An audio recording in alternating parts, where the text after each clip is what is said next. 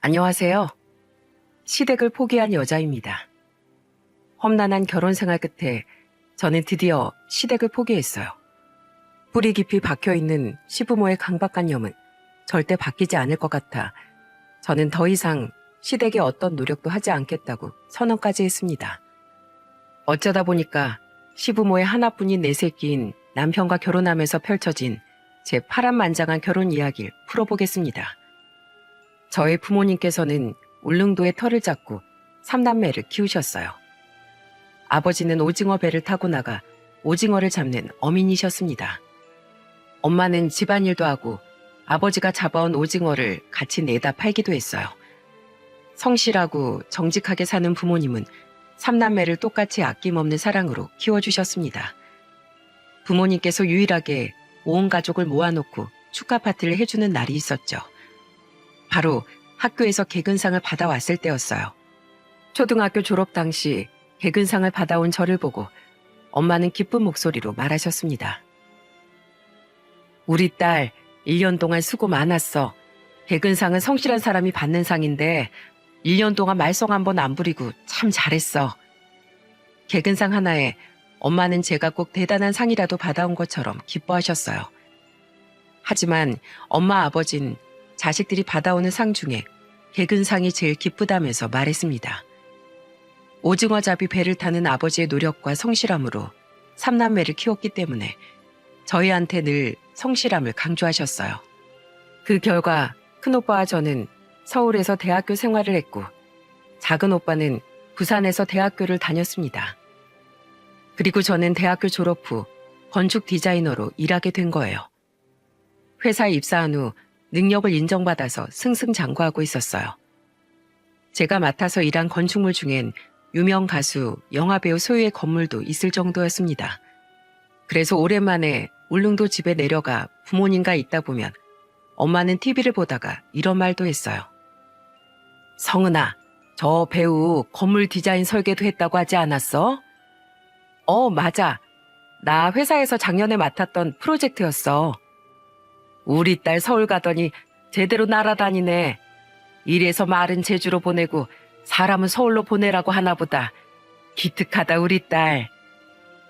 엄마는 제가 하는 일을 누구보다 자랑스러워 하셨어요. 다니는 회사가 정재계 인사들이 의뢰할 만큼 큰 회사였거든요. 그래서 엄마는 큰 회사에서 일로 인정받으며 다니는 저를 기특해 하셨습니다. 게다가 아버지는 제가 잠깐 울릉도에 내려오면 대게를 쪄주면서 걱정스러운 목소리로 말하셨어요. 성은아, 서울엔 먹을 게 없어? 왜 이렇게 말랐어 애가? 이것 좀 먹어봐. 살이 통통할 것 같아서 너 주려고 빼놨어. 아빠 드시지 뭐하러 날 주려고 빼뒀어. 여긴 이런 거 많어. 너야말로 뭘 먹고 살길래 살이 이렇게 빠졌어. 어여 이것 좀 먹어. 팍팍 좀 먹어봐. 나 배 터질 것 같아. 안 그래도 큰오빠가 집에만 왔다 가면 배가 터질 것 같다고 하던데 나도 똑같네. 3일을 안 먹어도 되겠어. 밖에서 사는데 니들이 뭐 제대로 해먹고 살긴 하겠어? 집밥이 최고야. 집에 왔을 때라도 제대로 먹고 가. 아버지는 3남매가 집에 오면 집밥을 해주려고 하셨어요. 아무래도 3남매가 다 집을 떠나서 살다 보니까 어쩌다 한번 집에 오면 제대로 먹이고 싶으셨던 것 같아요. 그래서 정말 집에 한번 오면 삼시세끼 배부르게 먹었답니다. 그런 부모님 사랑에 보답하고자 부모님께 용돈을 드리며 말했습니다. 엄마, 아빠, 나 회사에서 승진했어. 이건 내가 받은 보너스로 드리는 용돈이야. 키워주셔서 감사합니다. 저는 부모님께 감사하다는 말과 용돈을 드렸습니다. 그러자 엄마는 놀란 표정으로 말했어요. 서울에서 지내려면 돈도 많이 들 텐데 무슨 용돈이야. 여기서 돈 쓸 일이 얼마나 있다고. 돈은 쓸 일이 있어도 없어도 그냥 쥐고 있어야 든든해. 나 이렇게 키운다고 고생하셨는데 딸이 효도하는 건 그냥 받아주셔요. 아이고, 언제 이렇게 엄마 생각하는 딸로 큰 거야. 다음엔 빈손으로 와. 알았지? 엄마는 제가 용돈을 드리자 굉장히 미안해하셨어요. 하지만 아버지는 용돈을 받으면서 기쁜 목소리로 말했습니다. 당신의 애들이 주면 그냥 좀 받아. 애들이 효도하고 싶어서 그러는 거잖아. 성은아, 아빠는 잘 쓰마. 고맙다. 아빠는 제가 해드리면 너무 기뻐하셨어요. 그런 아빠를 보면서 제가 더 열심히 살아야겠다고 다짐했죠. 회사에서 실력을 인정받아서 여자치고는 그래도 돈을 잘 버는 편이었어요. 그런 저를 부모님이 참 자랑스러워하셨습니다. 하지만 부모님은 3남매 중 특별히 저 한 명만 편애하지도 않으셨어요. 큰오빠가 대기업에 입사할 때도 똑같이 칭찬하고 인정해 주셨거든요. 작은 오빠까지 탄탄한 기업에 입사했을 때 엄마는 흐뭇한 목소리로 말하셨습니다. 3남매가 다 자기 밥그릇 잘 찾았으니까 엄마가 이제는 걱정이 좀 덜어지는 것 같다. 돈 더 잘 번다고 잘난 거 아니니까 건강 챙겨가면서 살아. 엄마의 말씀에 저는 괜히 가슴 한켠이 찡했어요. 자식 낳은 부모는 눈 감는 날까지 근심이 끊이질 않는다고 하지 않습니까? 저희 엄마는 자식들이 사회에서 자기 밥그릇 찾아가는 것만으로도 기특하다고 하셨어요. 이런 부모님을 보고 자라서 그런지 저도 직업에 귀천이 없다고 생각했습니다. 하지만 정형외과 의사였던 남편을 만난 뒤 제 인생은 뒤바뀌기 시작했어요. 처음 남편을 직장 동료 소개로 만났을 때 똑똑한 사람이 잘난 척 안 하니까 겸손해 보였습니다. 그 후 저는 남편과 몇 번의 만남을 이어오다가 연애를 하게 됐어요. 그리고 2년 정도 연애 끝에 결혼 준비를 하면서 저는 범상치 않은 시댁을 마주하게 된 겁니다. 처음 시댁에 인사 갔을 때 저는 남편과 같이 집으로 인사를 갔어요. 그런데 남편과 인사를 드리며 거실로 들어가는데 시모가 현관 쪽으로 가더니 남편 신발을 정리하면서 말하는 겁니다. 우리 장남 신발은 안쪽으로 나가야 나갈 때 편하게 신지. 상철아, 넌 형이 왔는데 뭐 하는 거야? 나와서 어여 신발 좀 닦어. 시모는 남편이 벗어둔 신발을 가지런히 놓더니 시동생을 부르면서 남편 신발 좀 닦으라고 소리쳤어요. 그 순간 이게 무슨 상황인가 어리둥절할 수밖에 없었습니다. 아무리 형이라도 동생이 형 구두를 닦아주는 거 본 적 있으십니까? 자발적으로 닦아주는 것도 아니고 시모가 명령하듯 시동생한테 시키니까 지켜보는 제가 당황스럽더군요. 그때 막내 신우가 시모를 보면서 불평하듯 말했습니다. 엄마, 새언니 인사 왔는데 그만 좀 해. 큰오빠 구두를 왜 작은 오빠가 닦아? 우리 장남이 그냥 장남이야 어디? 우리 집안의 유일한 사자야 사자. 그럼 좀 대접하는 맛이 있어야 될 거 아니야. 네가 큰오빠 의사 되는데 보태준 거 있어? 큰오빠가 의사 되는데 내가 왜 보태야 돼? 새언니도 왔는데 이런 날은 좀 그만 좀 해. 신우가 시모를 말릴 정도로 시모는 남편에 대한 자부심이 대단했어요. 심지어 시동생한테 신발 닦으라고 할 정도로 시모한테 남편은 귀한 아들이었던 거예요. 그 순간 민망해진 남편이 시모를 보면서 난감한 목소리로 말했습니다. 엄마, 구두 새 거라서 안 닦아도 괜찮아요. 그만하세요. 동생들이 불편해하잖아요. 그리고 오늘 인사 왔는데 그게 뭐가 그렇게 중요해요. 그런가? 너 괜찮으면 됐고 어서 들어와라. 너 좋아하는 반찬 잔뜩 해놨어. 시모는 저와 짧은 인사를 하고 주방으로 갔습니다. 시부모와 시동생, 신우까지 모여 밥을 먹는데 시모는 오로지 남편을 보면서 말했어요. 광훈아, 잡채 좀 먹어봐. 네가 엊그제 잡채 먹고 싶다고 했잖아. 그리고 이건 간장게장. 이것도 먹어. 식탁에는 여러 가족이 있었지만 시모는 오로지 남편만 보이는 듯 남편 앞에 반찬을 밀어주기 바빴어요. 결국 보다 못한 남편이 시모를 말리면서 말했습니다. 저 괜찮아요.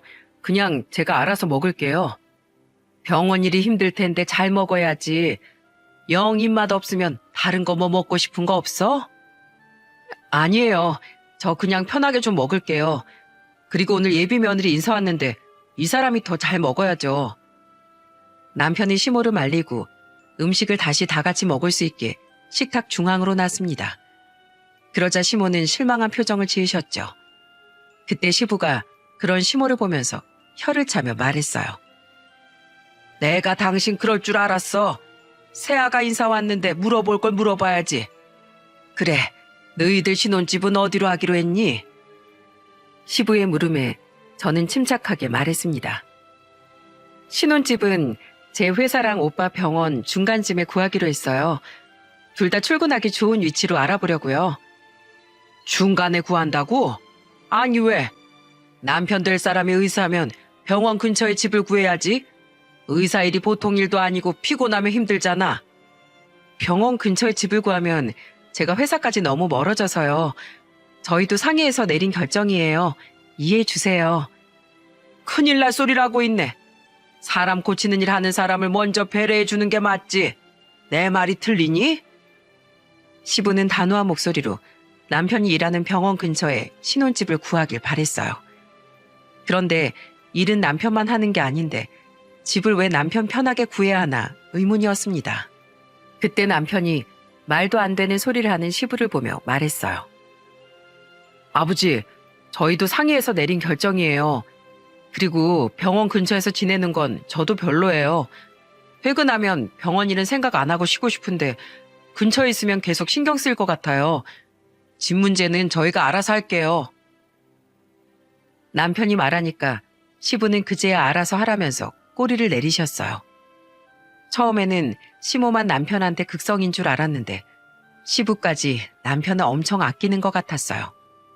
그래도 시부모가 남편을 너무 믿고 인정해서 그런지 남편의 선택을 존중하긴 했습니다. 실제로 남편이 한마디 하면 계속 우기던 시부모도 한풀 꺾이고 인정했어요. 그래서 저는 당황스러운 첫인사를 끝내고 남편과 결혼 준비를 시작했습니다. 그러다 상견례 자리에서 생각지도 못한 상황이 벌어졌어요. 상견례 날 한창 이야기를 나누던 중에 시모는 저희 부모님을 보며 황당한 말을 내뱉었습니다. 의사 사위 보시니까 기분 좋으시겠어요. 아들이 둘이어도 한 명도 의사가 없으시잖아요. 그런데 딸이 의사 만나서 결혼한다니까 이게 웬 떡인가 싶으시죠? 시모의 말에 저희 부모님은 황당한 표정을 지으셨어요. 그때 아버지가 어이없는 목소리로 시모를 보며 말했습니다. 자식을 꼭 의사로 키워야 잘 키운 건가요? 사회에서 각자 역할하면서 자기 밥그릇 지키고 살면 그게 잘 사는 거죠. 그래도 어디 의사만 하겠어요? 의사 사이 본다고 어깨 좀 으쓱하실 텐데 사이 생각해서 해주실 건 없으신 거예요? 애들이 결혼하면서 예물 예단 다 생략한다고 하는데 왜 신경을 쓰십니까? 그냥 애들이 알아서 하게 둡시다. 그리고 의사 사이 대단한 건 맞는데 뭐 그런 걸로 어깨를 으쓱하겠습니까? 저희 딸도 어디서 창피한 딸 아닙니다. 자식이니까 그렇죠. 주변에서 저희 아들 소개시켜달라고 하는 사람 많았어요. 그렇게 인기 많던 아들이 건축 디자이너랑 결혼한다고 하면 다 놀란다니까요. 왜 놀란답니까? 저희 딸이 겸손해서 그렇지 자랑하기 시작하면 1박 2일 동안 말해도 다 말 못합니다. 솔직히 의사 아무리 대단하다고 해도 병원 건물이 지어져야 일을 하죠. 길바닥에서 보자기 펴놓고 일할 건 아니잖아요. 혼자만 잘났다고 먹고 사는 것도 아닌데 직업으로 자꾸 그렇게 말하지 좀 마십시오. 우리 딸도 유명 인사들 건축 디자인 해주는 능력 좋은 아이입니다.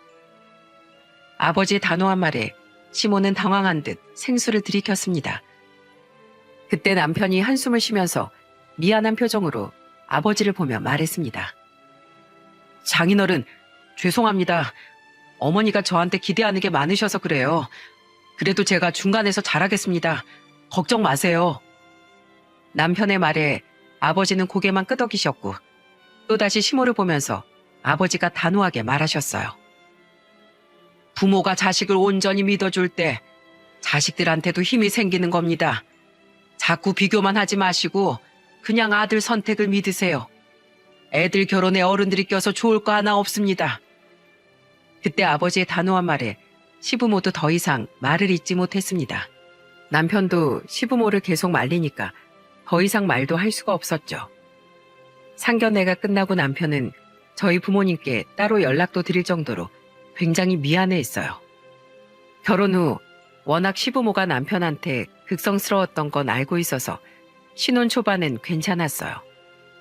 그런데 제가 첫째 아들을 임신했을 때라 남편이 짐을 들고 집으로 들어갔습니다. 그런데 남편과 돌아오는 저를 보더니 시모가 놀라면서 말하는 거예요. 지금 우리 아들이 짐가방을 들고 오는 거야? 아니, 병원에서 힘든 일 하는데 왜 이런 짐까지 남편한테 들게 하는 거야? 넌 손이 없어, 발이 없어. 시모의 말에 저는 황당했어요. 배가 점점 불러오는 며느리를 보고도 저런 소리를 하는 게 말이 됩니까? 그때 남편이 시모한테 화를 내며 말했습니다. 저 사람 지금 몸도 무거운데 짐을 어떻게 들어요? 네가 이렇게 다 해줘 버릇하니까 습관이 돼서 그런 거잖아. 임신한 게 뭐 유세야? 엄마, 그게 무슨 말이에요? 자꾸 그러면 저 그냥 갈 거예요. 임신한 사람한테 짐을 들게 하는 사람이 어딨어요? 미안하다. 아유, 난 네가 힘들까 봐 그랬지. 얼른 들어와서 앉아. 남편이 다시 간다고 하니까 시모는 다급하게 남편한테 사과했어요. 이 상황에서는 저한테 사과해야 하는 거 아닌가요? 너무 황당했지만 이미 왔으니까 집 안으로 들어갔어요. 그리고 소파에 앉았는데 갑자기 시부가 깜짝 놀라면서 말하는 겁니다. 네가 왜 그 자리에 앉아? 거긴 우리 장남 자리야. 네? 소파에 정해진 자리가 있나요? 거기 방석 깔아둔 자리는 장남 자리야. 장남이 편해야 집안이 살지. 시댁은 오로지 장남 위주로 돌아가는 것처럼 오로지 다 남편을 위한 것들 뿐이었습니다.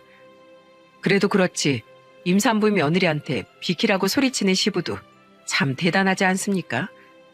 그래서 저는 시부를 보면서 말했어요.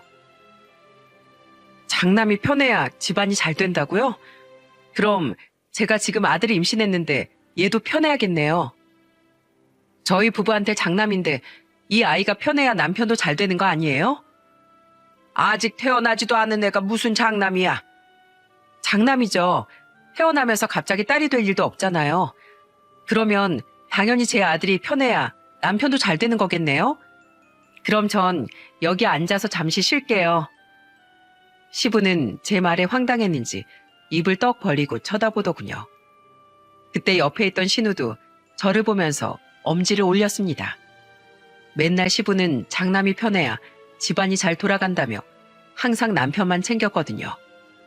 그런데 그때 제가 시부 말에 반박하면서 말하니까 시부가 당황한 거예요.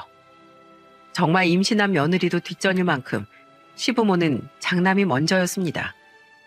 저도 결혼 전까지 이 정도일 줄은 몰랐습니다. 하지만 시부모의 의사아들 사랑은 시간이 지나도 사그라들지 않았어요. 심지어 제가 아들 낳고 키울 땐 더 황당한 일이 많았습니다. 저도 이때만 해도 친손자가 태어나면 시부모가 좀 달라질 거라고 생각했어요. 하지만 시부모는 친손자도 뒷전이었습니다. 이제 막 돌진한 큰아들을 보고 시모가 뭐라고 했는지 아십니까? 우리 광원이는 돌진부터 말하려고 옹알이를 하던데 얜 왜 이렇게 느리니? 어디 문제 있는 거 아니야? 너 닮았나 보다. 시모의 말에 저는 깜짝 놀랐어요. 저 말은 누가 봐도 아이를 걱정해서 하는 말이 아니라 완전 저를 무시하는 말이었습니다. 그래서 저는 시모의 말에 황당한 목소리로 말했습니다. 이맘때 말 못하는 거 아무 문제 없어요. 그리고 첫째는 보통 아빠 닮는다고 하던데요. 뭐? 너 말이 좀 이상하다. 그럼 네 아들 덜 떨어진 게 우리 아들 닮았다는 거냐? 아니, 덜 떨어졌다뇨. 원래 애들이 돌쯤 말 트이는 거 다 속도 차이가 있는 거예요. 어머님이 자꾸 문제가 있다고 하니까 그렇죠. 누가 봐도 얘가 널 닮았잖아. 근데 왜 멀쩡한 내 아들을 걸고 넘어져? 애기가 아빠 닮는 게 뭐가 문제예요?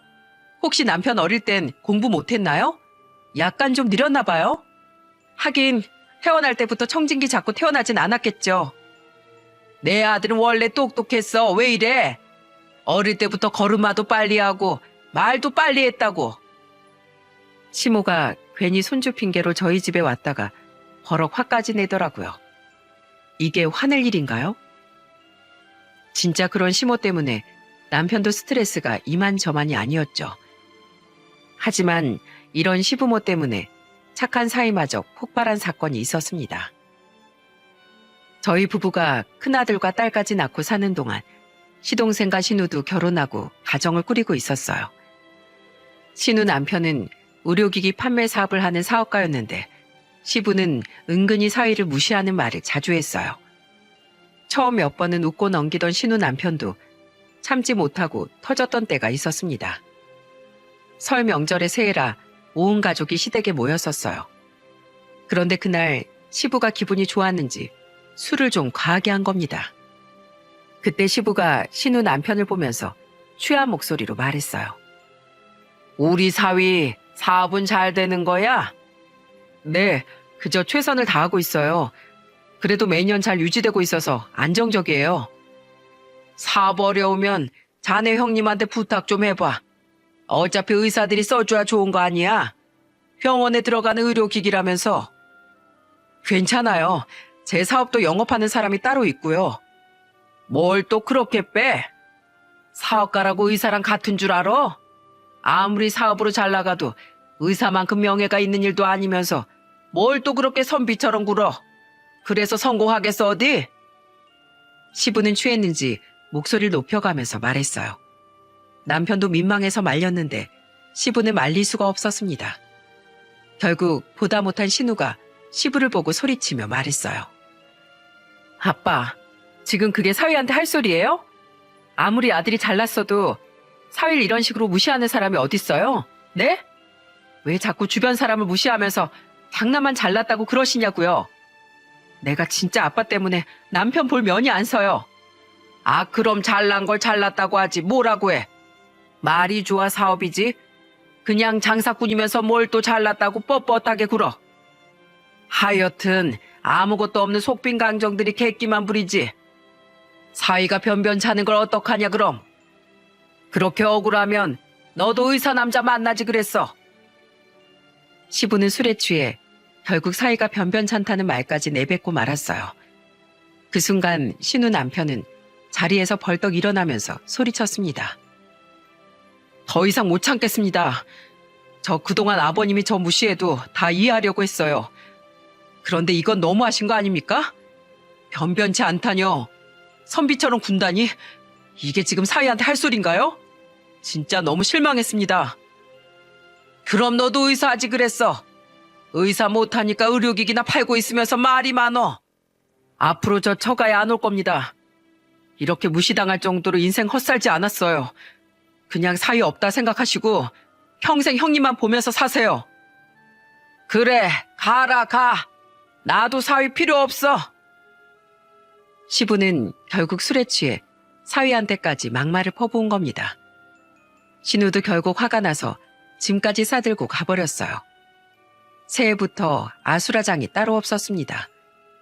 그때 옆에 있던 동서가 저를 보며 말했어요. 아버님 저럴 줄 알았어요. 매년 모임 때마다 아슬아슬하더니 어떡하면 좋아요? 그러니까 아버님이 말을 저렇게 하시는데 누가 참겠어. 저도 오늘 여기 오기 전에 아버님이 아주버님이 좋아하는 반찬 좀 만들어 오라고 해서 깜짝 놀랐잖아요. 정말? 아니, 그걸 왜 동서한테 말하시는 거야? 아, 그러니까요. 그래서 남편이 아버님한테 그런 걸 왜 시키냐면서 막 화내서 저희도 오늘 안 올 뻔했네요. 저는 동서가 조용히 해주는 말에 깜짝 놀랐어요. 왜 남편이 먹을 반찬을 동서한테 부탁하는 겁니까? 이게 말이 된다고 생각하시나요? 시부가 동서한테 저런 말을 했다는 걸 알고 시동생이 시부한테 화를 냈던 거예요. 결국 그때 설 명절에도 안 오려다가 동서는 괜히 시부랑 남편 사이만 더 나빠질까봐 왔다고 했어요. 하지만 그렇게 어렵게 온 시댁에서 이 꼴을 보고 나니까 동서도 기가 막혔던 겁니다. 결국 시부모의 극단적인 장남사랑에 사위도 포기하고 만 거예요. 신우도 그날 이후 시댁에는 아예 오지도 않았어요. 상황이 이러니까 남편도 중간에서 난감하기만 했던 겁니다. 사실 시부모만 아니면 남매끼리 사이는 좋았어요. 그래서 남편이 시부모한테 결단을 내린 듯 단호하게 말했습니다. 제발 그만 좀 하세요. 꼭 이렇게 형제들 사이 갈라놔야 속이 편하세요? 남편의 말에 시모가 억울한 듯 말했어요. 우린 장남 기 살려주려고 그런 거지. 집안에서 장남이 위신이 서야 된다니까. 그런 거 필요 없어요. 두 분이 그럴수록 가족 그 사이만 멀어진다고요. 나중에 며느리들도 안 온다고 하면 어쩌려고 그러세요? 뭐? 아니, 그게 무슨 소리야. 며느리가 설마 시댁 안 간다고 너 협박해? 그 말이 아니잖아요, 지금. 진짜 왜 그러세요? 저는 그냥 다 같이 잘 지내고 싶어요. 가족끼리 더 잘난 사람, 못난 사람이 어딨어요? 그냥 다 같은 가족인 거잖아요. 두 분 자꾸 그러시면 저도 안 올 겁니다. 그리고 이 집 전세금도 뺄 거예요. 참다 못한 남편이 최후 통첩에 가까운 말을 했던 겁니다. 시댁은 시부가 사기로 집을 날려먹어서 남편이 결혼 전 구해준 전셋집이었어요. 정말 오죽하면 남편이 부모를 상대로 저런 말을 했겠습니까? 시모는 그런 남편한테 다신 안 그런다고 약속을 하고 나서 일단락도 했어요. 하지만 신우는 여전히 시댁에 발도 들이지 않았습니다. 솔직히 저런 약속한다고 시모가 하루아침에 달라질 수 있었겠습니까? 그때 제가 결혼 7년 차였을 때였는데 시부모는 이제 남편이 안 보이는 곳에서 난리였어요. 한 번은 야근하고 있는 저한테 시부 전화가 걸려왔습니다. 넌 왜 아직도 회사야? 네 남편은 집에 있다는데 왜 너만 회사냐고? 제가 프로젝트 맡은 게 있는데 요새 일이 좀 많아서 그래요. 세상의 의사보다 네가 더 바빠? 여자가 바깥일한다고 집안일을 남편한테 미루는 사람이 어딨어? 저는 시부의 말에 지금이 조선시대인 줄 알았어요. 이게 말이 됩니까? 요즘 시대에 여자일 남자일이 어딨나 싶었어요. 그래서 시부한테 한숨을 쉬며 말했습니다. 아버님, 그러면 남편이 버는 돈으로만 살까요? 저 일도 하지 말고 남편 혼자 한 달 내내 일해서 벌어오는 돈으로 내 식구 살면 되겠어요? 누가 내 아들 등골 빨아먹으랬어? 여자가 집에서 밥할 생각을 해야지. 왜 집안일은 뒷전으로 두고 사냐는 거지? 무슨 여자가 야근이야? 야근해야 끝나는 일이니까 그렇죠. 저도 엄연히 사회생활 하고 있는 거예요. 왜 제 일은 존중 못 하시는데요? 그렇게 남편이 혼자 애들 보고 일하는 게 걱정되시면 아버님이 가보세요. 아버님 집에서 놀고 계시잖아요. 뭐야? 너 지금 나 논다고 무시하는 거야? 일하고 있는 제가 갈 수 없잖아요. 걱정되는 사람이 가서 남편 챙겨주는 게 낫지 않을까요? 전 남편이 잘하고 있을 거라고 믿으니까 계속 일 좀 할게요. 그리고 제가 지금 바빠서 전화도 끊겠습니다. 걱정되시면 아버님이 가보세요. 저는 시부의 전화를 단호하게 끊었어요.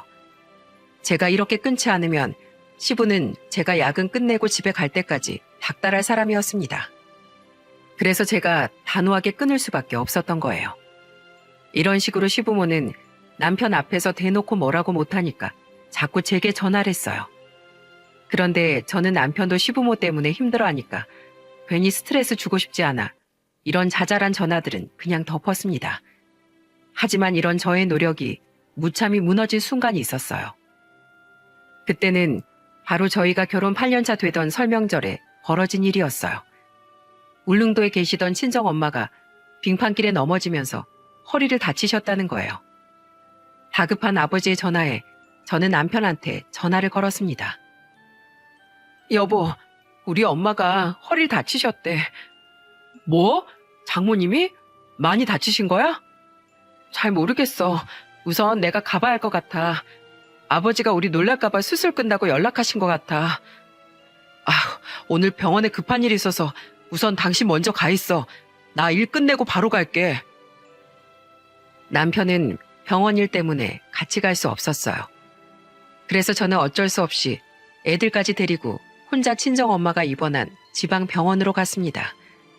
한참을 걸려서 도착한 병실에는 수척한 얼굴로 누워있는 엄마가 보였어요. 저는 엄마를 보면서 울면서 말했습니다. 엄마 괜찮아? 어쩌다 허리를 다친 거야. 빙판 있는지 모르고 걸어가다가 그만 넘어졌지 뭐니. 아휴, 추운데 뭐하러 애들까지 다 데리고 왔어. 내가 당연히 와야지. 큰오빠랑 작은오빠 내일 출발할 수 있다나 봐. 너도 바쁠 텐데 네 아빠가 괜한 전화를 했네. 당연히 자식한테 말해야지. 엄마 걱정 마. 남편도 곧 온다고 했어. 아휴, 내일이 설인데 넌 어떡하려고 그래. 지금 설이 문제야? 엄마가 허리를 다쳤는데? 엄마 나이 허리 다치면 얼마나 위험한데. 아무 걱정 말고 엄마 몸부터 생각하자. 엄마는 남편까지 온다고 하니까 괜히 미안해했어요. 하지만 그 상황에 엄마를 보살필 수 있는 사람은 저뿐이었죠. 그때가 설 연휴 전날이었는데 다른 방법이 없었습니다. 그리고 다음날 남편은 병원 일을 끝내고 설 연휴 첫날 혼자서 친정엄마가 있는 병원으로 출발하게 됐어요. 그런데 설 연휴 첫날 시모한테 전화가 오기 시작했습니다. 저는 그때 사정은 말해야겠다 싶어서 시모 전화를 받았어요. 하지만 제가 말을 하기도 전에 시모는 노발대발 화를 내면서 소리치기 시작했습니다. 야, 넌 감히 설 명절에 시댁을 안 오고 친정을 가? 의사 사모님 소리 듣고 살면 시댁에 납작 엎드려서 충성해도 모자랄 판에 네가 지금 친정을 가는 게 말이 되냐고? 너 이혼당하고 싶어서 환장했어? 저희 엄마가 다치셨어요. 엄마가 다치셨는데 자식이 당연히 와야죠. 넌 그 집에서 출가 외인이야. 그런 주제에 무슨 친정을 챙겨? 정신 나간 거 아니야? 내가 오냐 오냐 하니까 시댁이 우스워? 너 평생 거기서 살아. 의사 사모님으로 목에 힘주고 사니까 세상이 다 네 맘대로 될 것 같아? 그냥 아예 오지도 말어. 처음부터 너 마음에 안 들었어. 아주 끝까지 수준대로 놀고 있네. 야, 긴 말 필요 없고 이혼해. 그런 식으로 살 거면 이혼하라고. 시모의 말에 진짜 충격을 받았습니다. 결혼 생활 동안 저는 시댁의 나름대로 잘하고 있다고 생각했거든요. 비록 의사 아들만 아끼는 시댁이었지만 그래도 남편 부모님이니까 나름대로 예의를 갖추며 살았어요. 하지만 지금 시모의 말들은 저를 정말 사람 취급을 안 하는 것처럼 들렸습니다. 그래서 저도 참다 못해 시모한테 단호한 목소리로 말했죠. 네, 그게 소원이시면 이혼할게요. 요즘 세상에 꼭 시댁 먼저 가라는 법이 어딨어요. 제가 범법행위를 저지른 것도 아닌데 이런 폭언 들을 이유가 없어요. 그리고 친정엄마가 허리 수술 받고 움직이지도 못하는데 어떻게 괜찮냐고 한마디를 안 물을 수가 있으세요? 사돈지간에 어쩜 그럴 수 있으시냐고요. 저도 더 이상은 못 참습니다. 이혼할 테니까 그렇게 아세요. 뭐? 야, 너 뭐라고 했어? 이혼? 네 주제에 지금 이혼하겠다는 거야? 네, 감사합니다. 아주 진절머리 나서 미칠 지경이었는데 이렇게 이혼하라고 등 떠밀어 주셔서 감사드려요. 그리고 제 주제가 뭔데요? 저도 사람이에요. 평생 큰아들이나 끼고 사세요. 전화 끊겠습니다. 저는 시모 전화를 확 끊어버렸어요. 딱 전화를 끊자마자 서러움에 눈물이 쏟아지더라고요. 저도 나름 인정받고 회사 다니는 사회인이고 저희 집에선 귀한 딸이었어요. 그런데 시모가 저를 이렇게 개무시하니까 인격적으로 심한 모욕감까지 느껴졌습니다. 그런데 그때 아무것도 모르는 남편한테 전화가 왔어요. 저는 눈물을 삼키면서 전화를 받았고 남편은 저한테 질문을 하면서 말했습니다. 여보, 장모님 계신 병원 주소가 정확히 어디라고 했지? 여보, 당신 지금 울어? 무슨 일이야? 장모님 상황이 많이 안 좋아? 저는 애써 눈물을 참으려 했지만 남편 목소리를 듣자마자 눈물이 쏟아졌습니다. 그래서 저는 남편한테 눈물을 흘리면서 말했어요. 여보, 나 도저히 이렇게 못 살겠어. 그동안 당신 사랑하니까 결혼 생활 8년 동안 시댁에서 뭐라고 해도 꾹 참고 버텼어. 8년 동안 나한테 따뜻한 말 한마디도 안 해주는 시댁이지만 당신 보고 참았다고. 나도 귀한 자식이고 내 직장에선 인정받는 사람이야. 그런데 왜 어머님한테 그렇게 무실당하고 살아야 하는 건데? 그냥 우리 갈라서자. 당신 엄마 소원대로 이혼하자고. 우리 엄마가 정말 그런 말을 했다고? 여보, 일단 진정해. 내가 여기서 다 해결하고 갈 테니까 당신은 진정하고 장모님 생각만 하고 있어. 남편은 제 이야기를 듣고 믿을 수 없다는 목소리로 말했어요. 그리고 남편은 곧 해결하고 오겠다고 했습니다.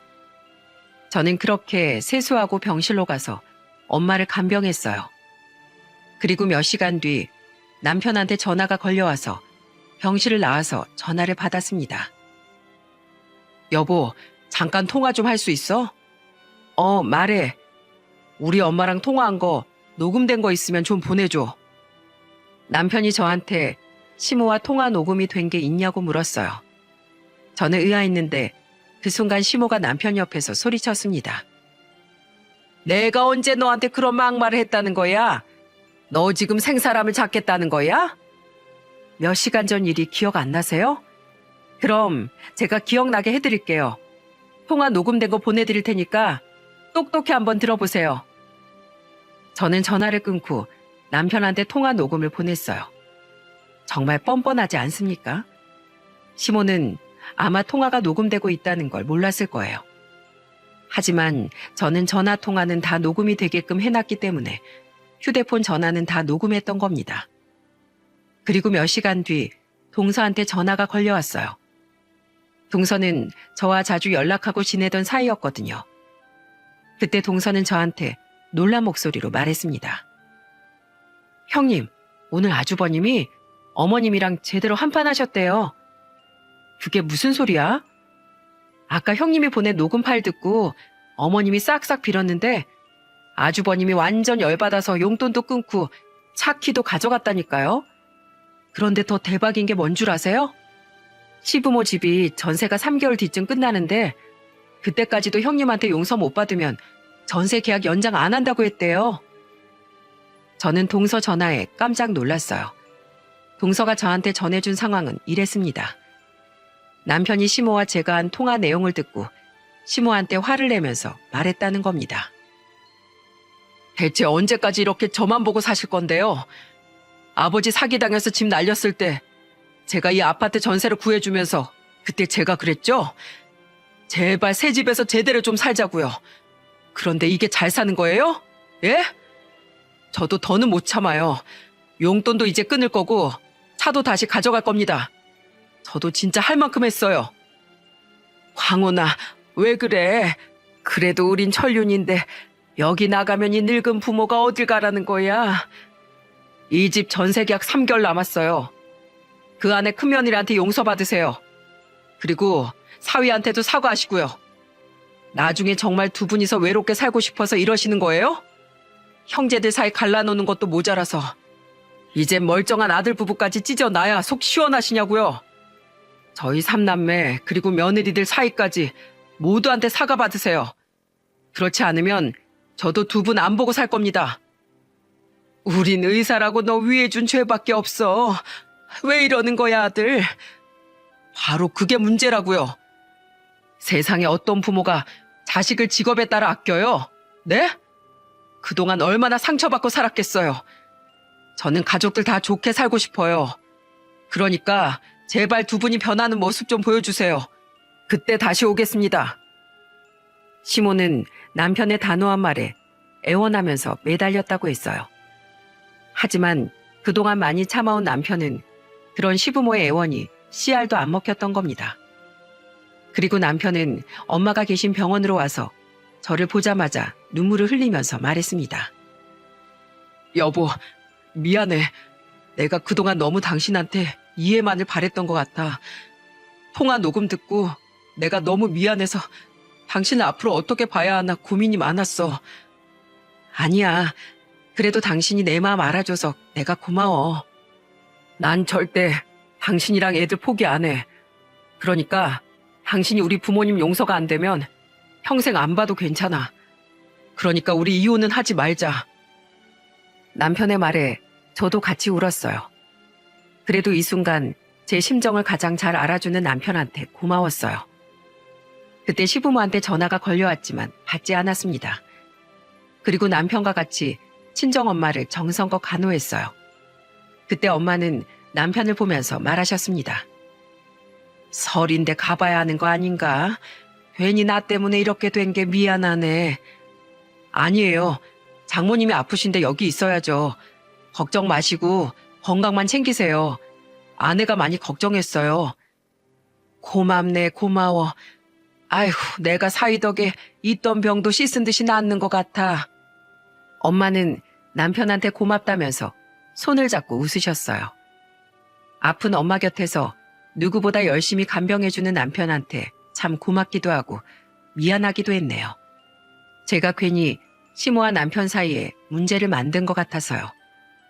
그렇게 저는 남편한테 엄마를 부탁하고 애들과 아버지를 모시고 울릉도 집으로 갔습니다. 남편도 연휴 내내 저희 부모님을 챙겨드리면서 보냈어요. 그리고 무사히 엄마 퇴원까지 도와드리고 집으로 네 식구가 돌아올 수 있었답니다. 집으로 돌아온 저희를 먼저 반긴 건 시모였어요. 남편과 애들을 집에 먼저 보내놓았습니다. 다짜고짜 저한테 매달리던 시모는 애원하며 말했어요. 다 실수고 오해야. 그땐 내가 미쳤었나 봐. 내 마음은 그게 아닌데 말이 좀 세게 나간 거야. 너도 알잖니. 내가 말이랑 마음이 다른 거. 실수요? 지금 그걸 다 실수라고 하는 거예요? 그렇게 저를 잘근잘근 씹어놓고 실수라고 하면 끝나나요? 그래도 우리가 고부지간인데 내가 널 좀 가르칠 수 있는 거잖아. 가르치다뇨? 가족끼리 이해를 하고 상황에 맞게 배려를 해야죠. 무조건이 세상에 어디 있습니까? 저 그동안 시댁이라고 대충 한 적 없어요. 그런데 그때 저한테 막말하는 어머님 보면서 저는 평생 시댁에 잘해봐야 소용없겠다고 생각했어요. 그리고 이 생각은 안 바뀔 것 같으니까 이만 돌아가세요. 저는 그렇게 말하고 집으로 들어가 버렸어요. 남편도 그때는 단호하게 시부모의 간절한 외침을 외면할 수밖에 없었습니다. 간절하게 외치던 시모의 말에도 저는 꿈쩍도 안 했거든요.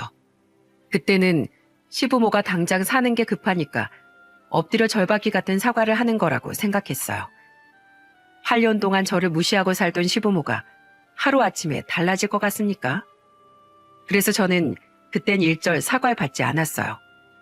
그리고 정말 전세 기간이 만료되는 그날까지도 시부모와 담을 쌓고 지냈습니다. 왜냐하면 사과하겠다고 시모가 집까지 찾아와 사과인지 행패인지 모를 난동을 부렸거든요. 둘째 딸을 등원시키려고 나오던 저한테 매달리면서 시부가 소리쳤어요. 기어코 네가 전륜을 끊겠다는 거야? 그럼 손주 이리 줘. 뭐 하시는 거예요? 네가 지금 내 아들 데리고 전륜을 끊게 하려는 거잖아. 그만하세요. 아침부터 소리치고 난리를 치는 통에 경비 아저씨가 달려오자 그제서야 시부가 도망쳤어요. 결국 놀란 딸이 울음을 터뜨렸고 그날 저는 회사까지 지각했습니다. 이 사실을 알게 된 남편은 시부한테 쫓아가며 따지기까지 했습니다. 감정의 골이 깊어지면서 결국 시부모는 전세로 살던 아파트에서 나오게 된 거죠. 결국 시부모는 급하게 원룸을 구해 생활하게 됐더군요. 처음엔 전화해서 시모가 엄청 애원하기도 했어요. 나 너무 힘들다. 이 나이 원룸에서 살아야겠니? 아들이 의사인데 우리가 여기서 살면 네 남편 얼굴에 먹칠하는 거야. 아직도 그 장남 얘기만 하시네요. 일이 왜 이렇게 됐는지 모르시겠어요? 저는 정말 제대로 뉘우치시면 그때 다시 얘기할게요. 끊겠습니다. 아파트에서 나온 뒤로도 시모는 그놈의 장남 타령을 멈추질 않았습니다.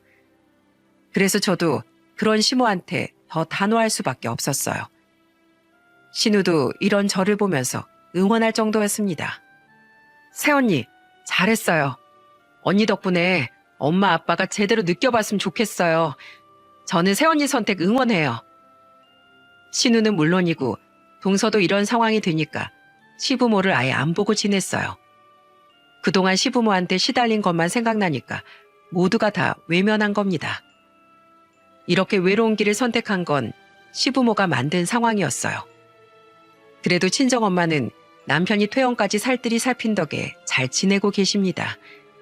여전히 조심해야 될 게 많아서 이맘때가 되면 남편이 꼭 전화를 드리고 있어요. 원래도 남편은 똑같이 양가에 50만 원씩 용돈을 보내고 있었는데 지금은 저희 부모님께만 보내고 있답니다. 제가 이렇게 사연을 보내게 된 건 시청자 여러분들의 의견을 묻고 싶어서입니다. 제가 이 문제를 어떻게 풀어가면 좋을지 진심 어린 조언 부탁드려 볼게요. 남편은 제가 마음을 다잡기 전까진 시부모를 챙길 생각이 없다고 했어요. 사실 저는 8년 동안 쌓인 게 언제 풀릴지 모르겠어요. 옛말에 말로 천냥빚도 갚는다고 하지 않습니까? 그 말은 반대로 말로 빚을 질 수도 있다는 말이죠. 그만큼 한 번 내뱉은 말은 중요하다고 생각합니다. 한 번 가슴에 비수가 되어 박힌 말은 도저히 사라지지가 않으니까요. 하지만 소일거리를 전전하는 시부모와 언제까지 이렇게 지내야 할지 모르겠습니다. 사실 지금도 시부는 술만 마시면 저한테 사과가 아닌 원망 섞인 문자를 보내기도 하세요. 그래서 저는 아직 사과할 때가 아니라고 느꼈어요. 만약 여러분들이라면 제 상황에 어떤 판단을 내리실 것 같습니까? 긴 사연 들어주셔서 정말 감사드려요. 소중한 조언 남겨주시면 참고해서 제가 현명한 판단을 내리겠습니다. 잘 부탁드리겠습니다. 감사합니다.